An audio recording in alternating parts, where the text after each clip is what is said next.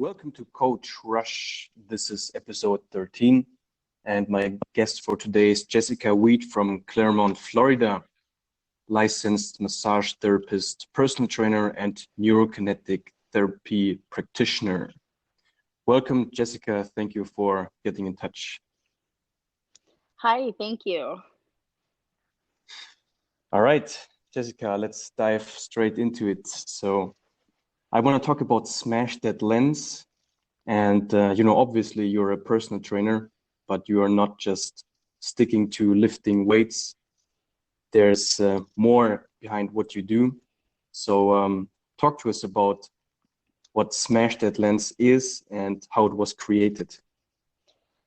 Okay, so smashthatlens is definitely something that's like super, super important to me. The mind over matter factor, I believe, it goes for life, not just like working out, not just, anything literally. So it was created about a year ago. Um, I was the athlete who was doing everything and basically not working too hard, but just happened to end up in a random hospital check for my stomach, and I actually got stuck with a needle in my radial nerve. And I was labeled with transneural nerve damage, which is an incurable structure, quote unquote, from the doctors. And PDTR pretty much brought it back. PDTR is another certification that I do. But the concept was created because of all the real mental health and depression part of that, like the emotional side, the mental aspect of, health. And because I thought physically you couldn't tell a difference. And then as soon as everything had stopped, all of the mental clutter had built up. And I realized that everything that I had been seeing, saying, I was just negative and miserable and super unhappy. And then I realized that I had the power to change that. So smashthatlens, it's a very, it's not just a black and white concept. It's the gray area. It's everything in between. So, yeah. But so it came from like not an injury, but an accident, a needle in one of your nerves, or what was that? Yes. So I was getting a endoscopy done where they go in with a scope through your stomach, and the nurse was just trying to put in an IV for the procedure. And yeah, so it was just I don't know if it was just a chance or it was supposed to happen or what, but it happened and it brought me here. So And yeah. what sort of mental clutter was the consequence of that?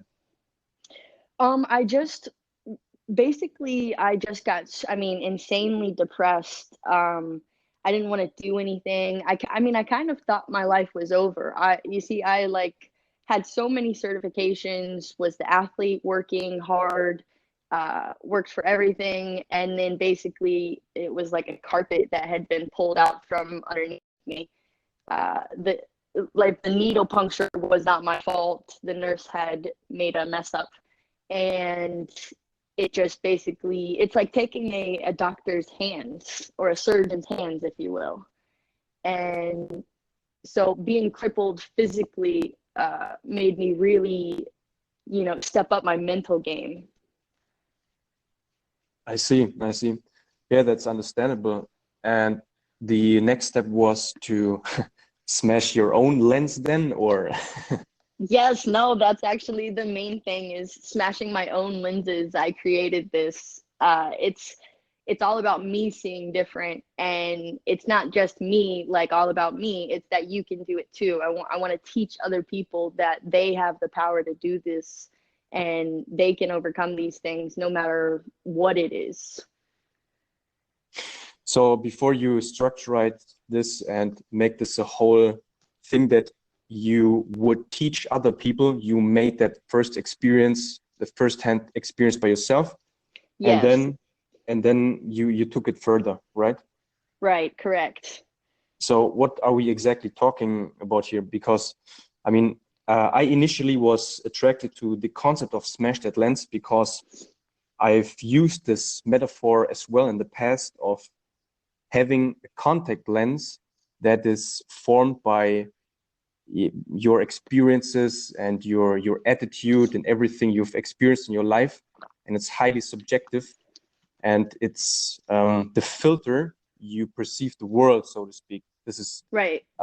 my my way of seeing it and explaining it, and Of of course it has a lot to do with coaching.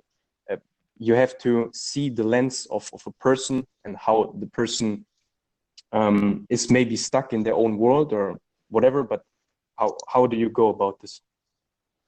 Well, the first thing to do is, on whether it's a client base or just a friend, is to meet people where they're at and understanding where they're at.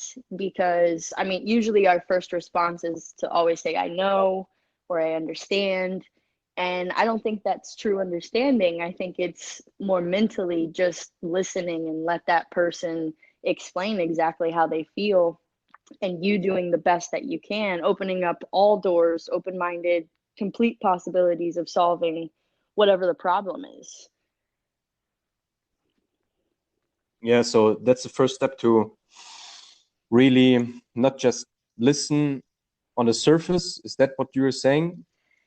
Not just the surface. It's all about looking deeper, because but there's a lot more than what they just say. I mean, listening on a body language spectrum, on how what their tone is, how their delivery is, their approach. I mean, across the board, people tell you everything you need to know. And that's sort of the definition and everything that goes into that lens. Correct. That's why Okay. we need to keep smashing it in order to keep evolving and seeing all of the possibilities, instead of just having maybe tunnel vision. Okay, so someone is coming to you, and what kinds of goals and aims and needs do people have when they come to you? So I do two specific certifications. I'm a pain specialist using the two main certifications, which are NKT, the neurokinetic therapy, and then the new one is called PDTR. That is a little more neurologically based. It's called proprioceptive deep tendon reflex.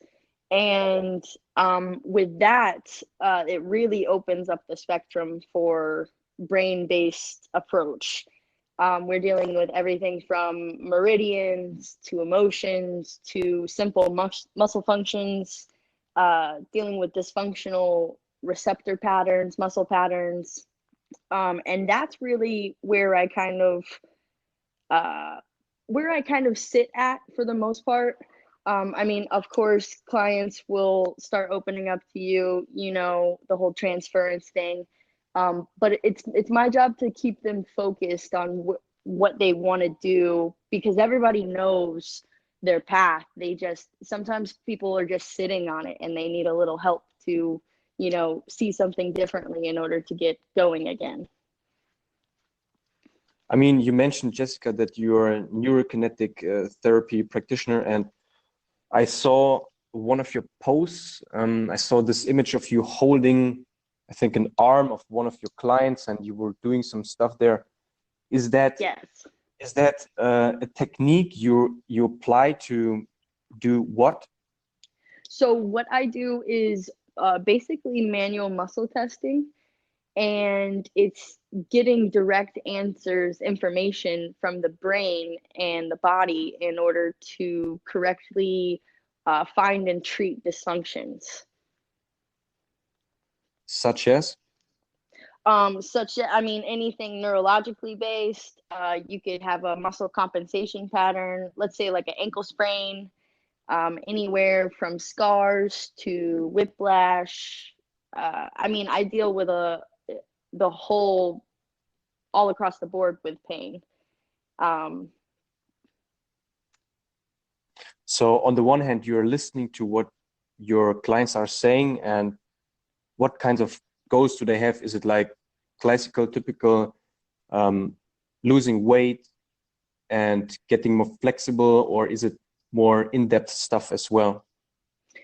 Yes, it's those things and more in-depth stuff.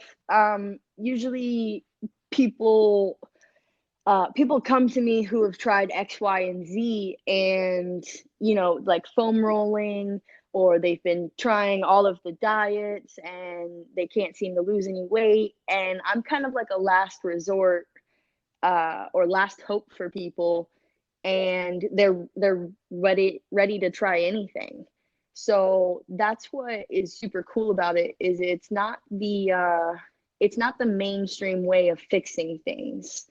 But I mean, once you see for yourself like exactly what happens, it's the feeling, and you can't really, in my opinion, you can't really argue with it. It's how, and the look on people's faces, I mean, instantly is gratifying for me, and for like myself and for them, because they get instant results whenever they've tried uh, for years or months or weeks to get rid of this pain or deal with this problem, and then it's just gone. That's the beautiful thing about our calling, isn't it? To Yes. see that instant relief, or that satisfaction from their faces. I mean, this is actually the reason why I'm doing this, why I'm doing Yes. personal training, and why I'm working directly with people.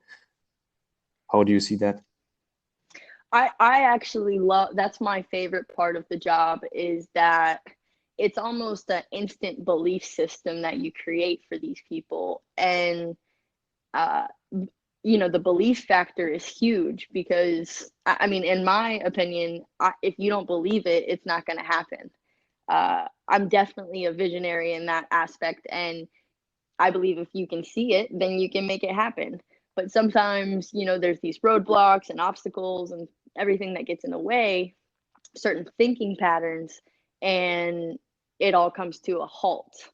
And I mean, that's my favorite part of this entire thing, is the whole, it's immediately giving you relief whenever you feel like you've been drowning for forever. You can't figure out an answer. And it's kind of like, well, here you go, here's an answer. And that answer can be, it can be talking, but it can be also like really physiological. I mean, this is the highly fascinating stuff, that it's both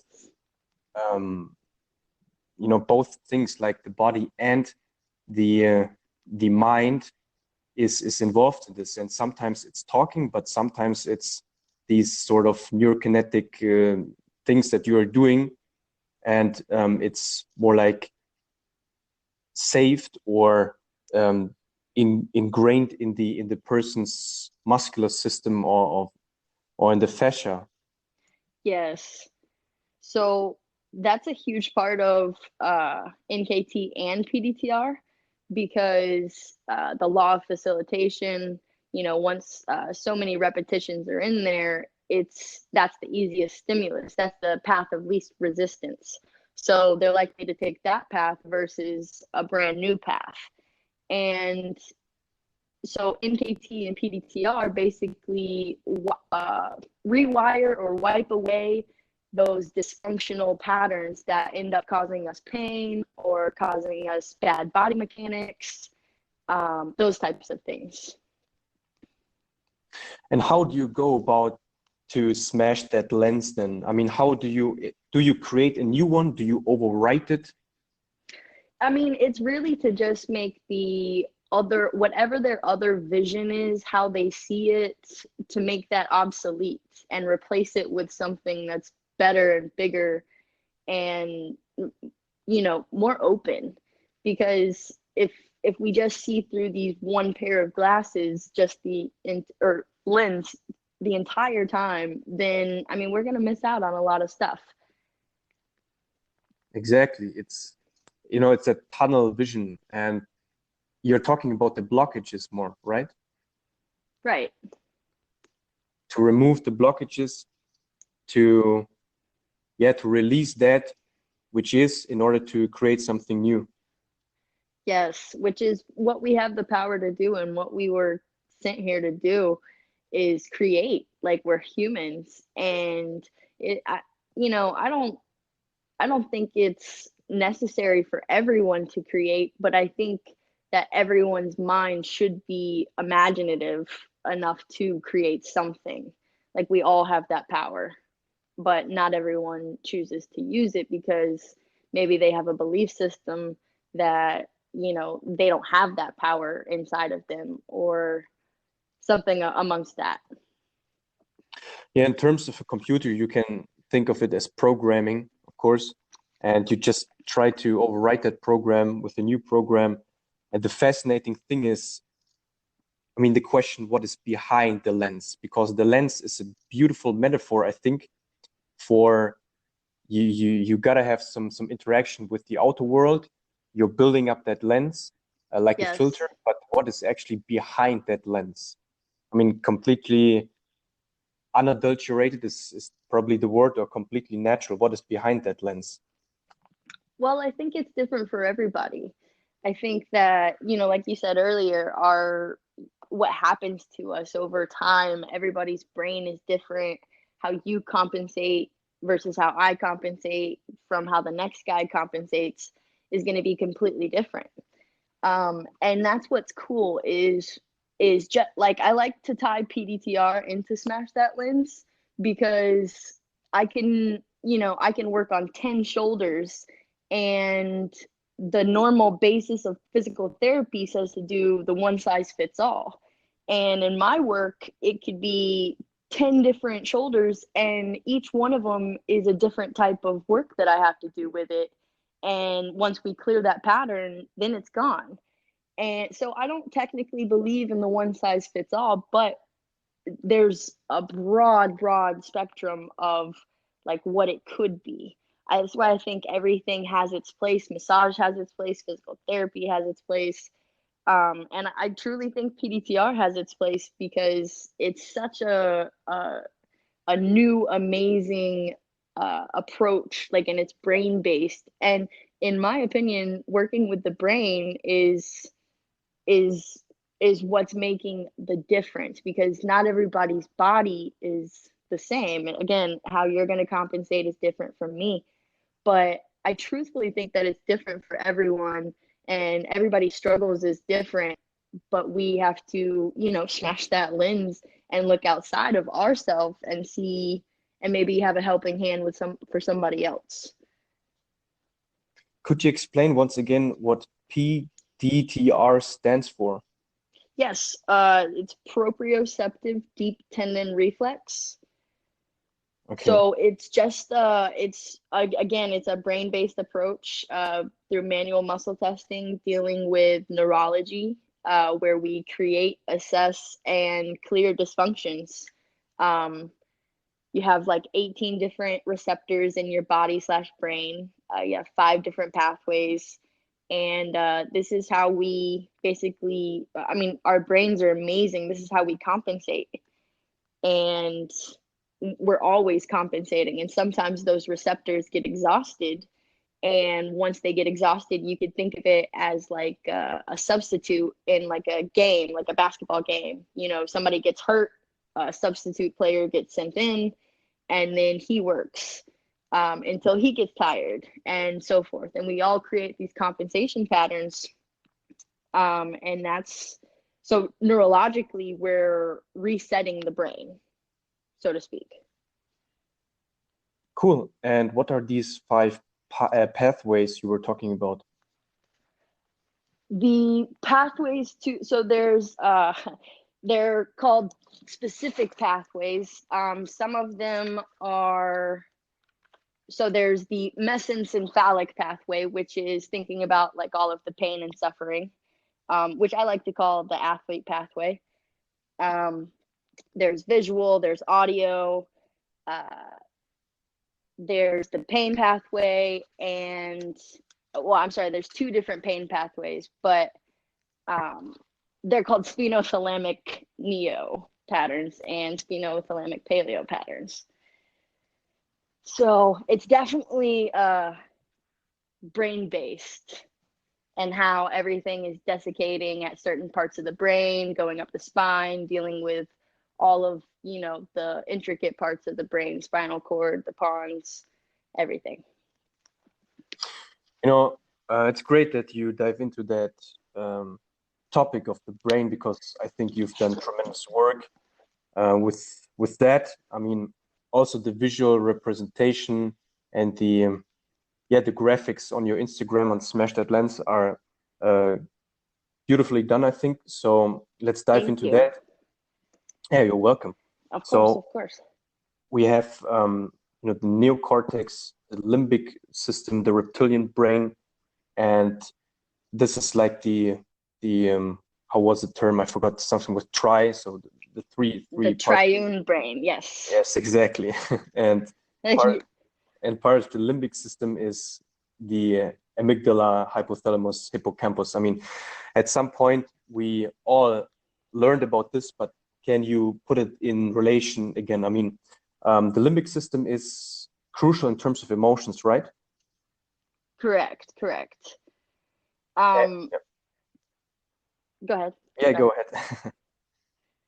So, I mean, the limbic system plays a huge role in short-term memory, long-term memory, pretty much all memory. I mean, it goes, how it's affected is just like how we work out.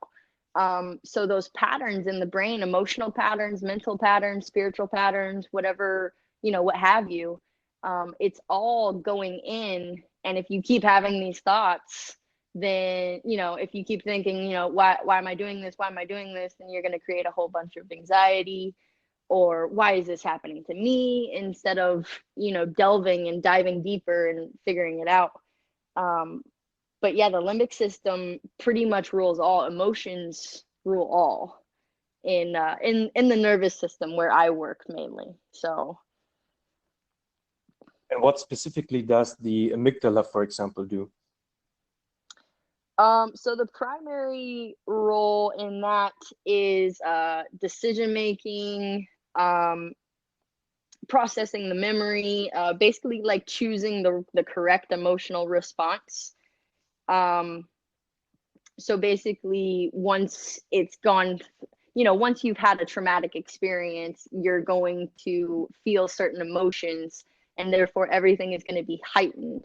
It's like, you're going outside and you hear a gunshot, you're gonna be in a survival mode. And then the more gunshots that you start to hear, the more amped up your nervous system is going to get, and therefore you may become hypersensitive to, small things, or even big things, or it might take longer for your nervous system to process. And so people with a lot of traumatic experiences, have all of these ailments and dysfunctions. And we try to wipe most of that, or help in that. And it's pretty cool stuff. The amygdala is the main. uh they all make up and operate in the limbic system, but it's definitely the strongest part of the triune brain, I would say, in my opinion. Yeah, I remembered that it was connected to like real strong sensations of fear and trauma, like you said earlier. Yes, And yes. I guess all of these, they are working together. So yeah, I mean, you had another post there which said that what you feed your brain is what it eats. Yes. And in that post, you also wrote that the brain basically likes patterns. And if we want to change something in our life, we have to break those patterns, right? Correct. Yes. The That's actually one of my favorite posts, is because everybody eats every single day, and it really matters what you put in your mouth, and it also really matters what you put in your brain, like the thoughts. Everything that you think is going to turn into words, and then words turn into actions, or non-actions, if you will. And I just think it's a really huge part of mindset, because I mean, whatever you tell yourself, you're gonna believe no matter what. That's like every cell can hear your subconscious thinking. So when you're thinking, I hate myself, or I love myself, those are two very different things. Two very different things are going to happen inside the body. So I believe Perry Nicholson says your cells are eavesdropping on you. So I think that has a huge impact on energy levels, mood, uh, just everything. Yes, and patterns are there because of, I see it part of evolution, because patterns are efficient, and it's all about efficiency.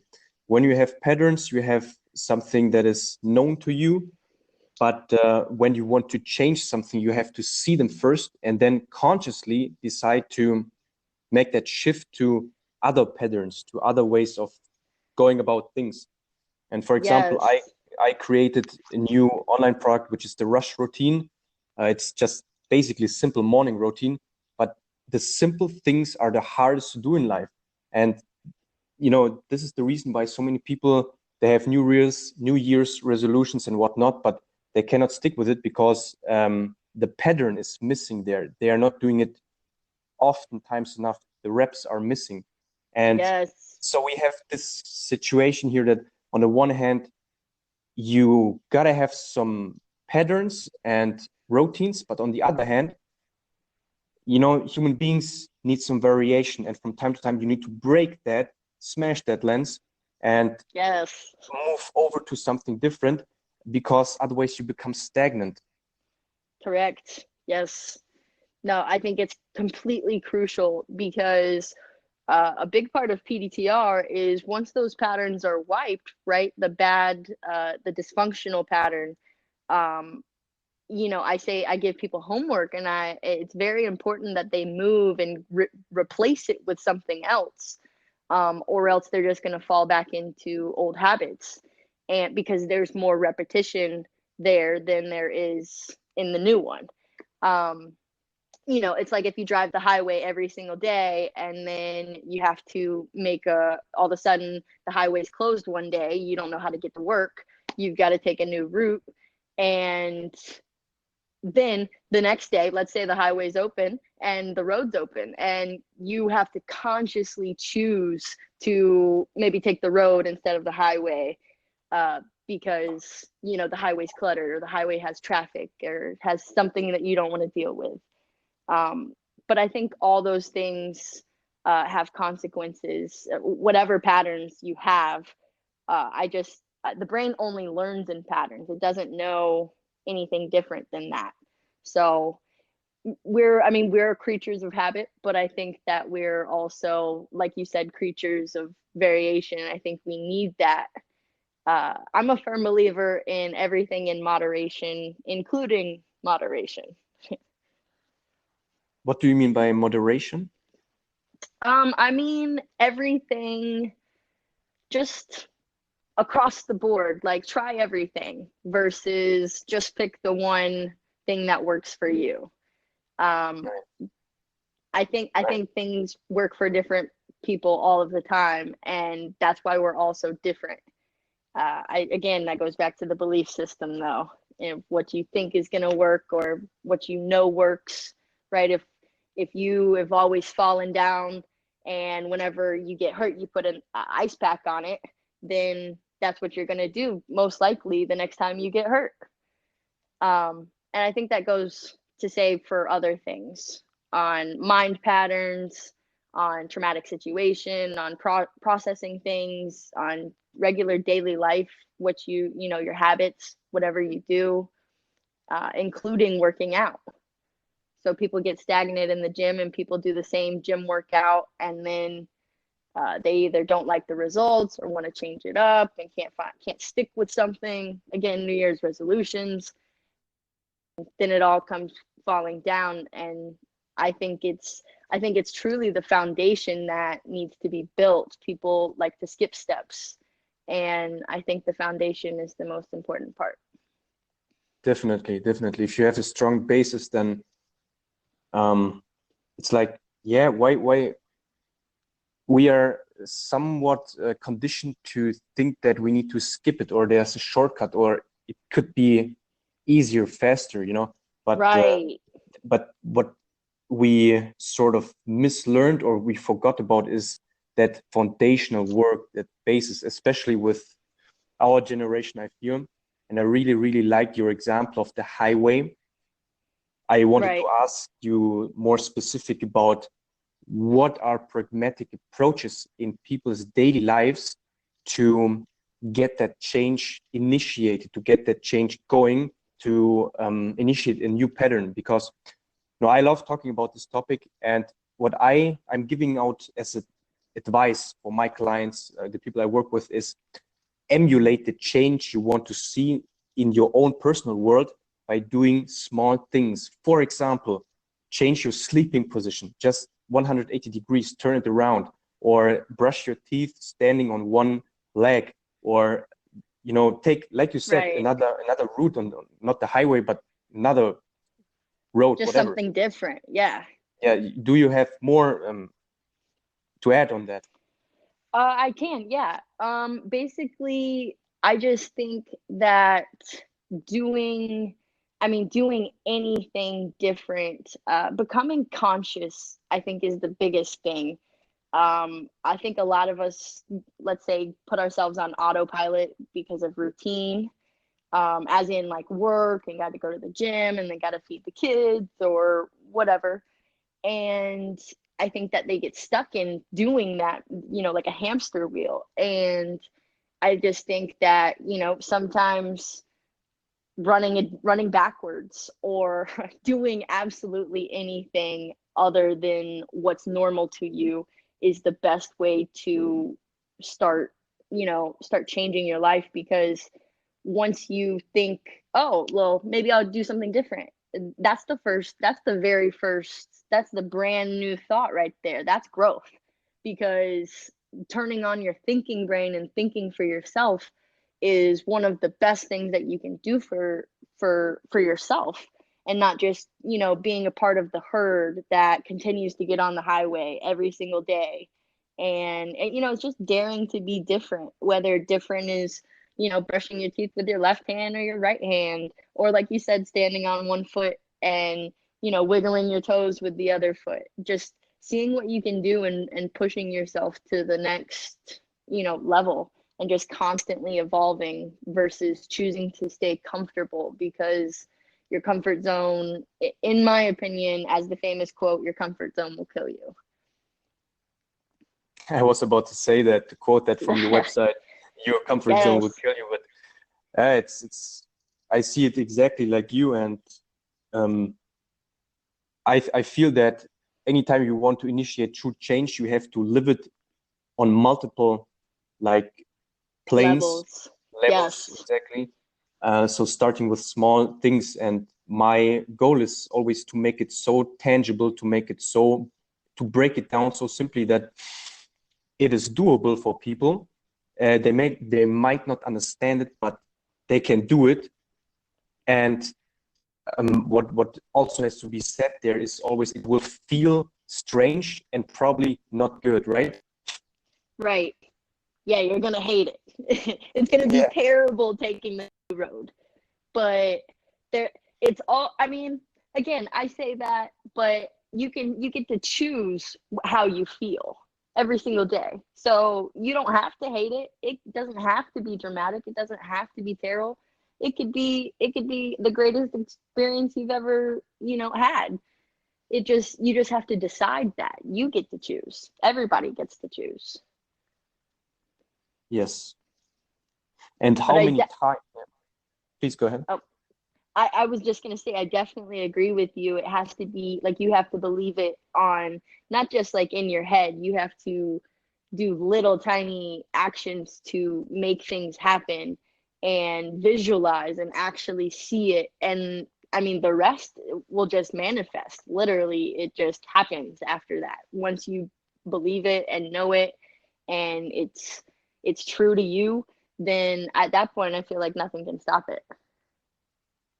I mean, these are terms that are being thrown around a lot these days, like visualization, and so many people are talking about this now. What is, from your point of view, the most important aspect of a successful, or let's say a good visualization? Hmm. I I think that if you can, so what I do, I get myself, I call it, I'm calm, I'm quiet. And I actually learned it from one of my very first certifications in myofascial release by John F. Barnes. And he would say, I'm calm, I'm quiet, I'm calm, I'm quiet. It's very similar to yoga, where, if you lose your breath, okay, that's okay, just come back to it.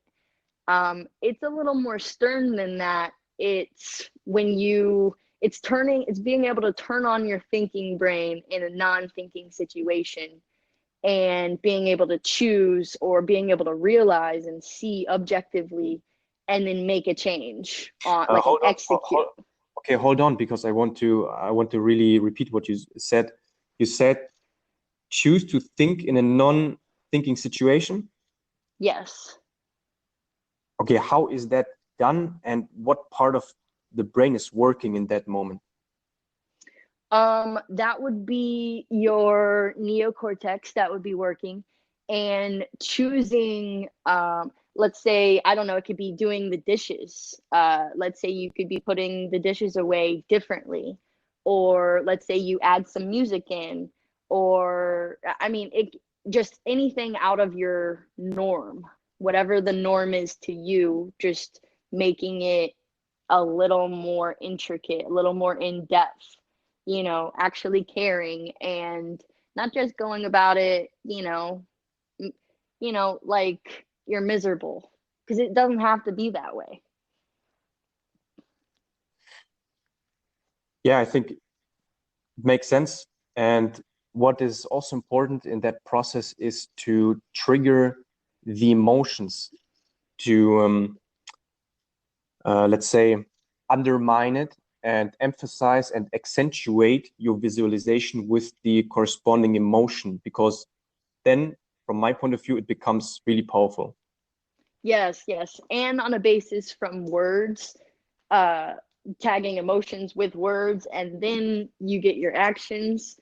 And I think words play a very important role too, because it's like, if you say, I'll be happy when, and it's not, that means everything, all your happiness is riding on this one thing when it happens.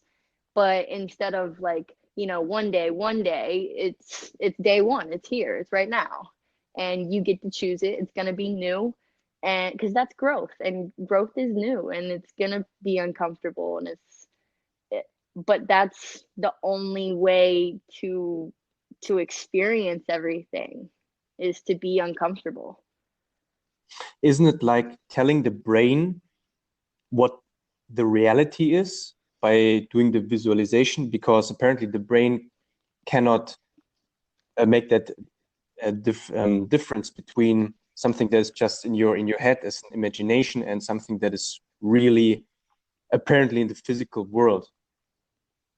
Right. It said, I believe I read somewhere talking about, when you watch a movie, like, you're actually experiencing those things, whether it's like a horror movie or a comedy, or whatever. But your brain relates those things. So it can't tell the difference between that and you driving down the road in a car, or a traumatic experience that you've had.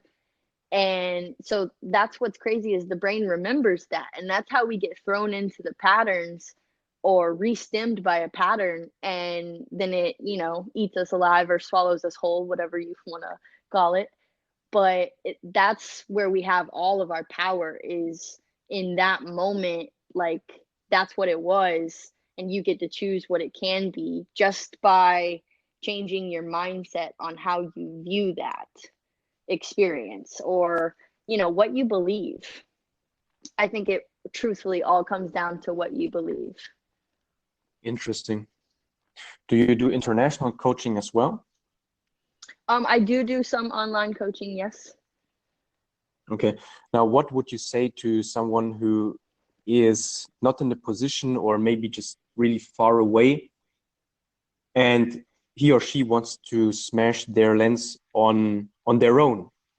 They heard about the concept, maybe they heard this podcast and now they want to smash their lens on their own. Is there like an instruction manual with step 1, step 2, step 3? What would you recommend them to do? There is actually an instruction manual coming.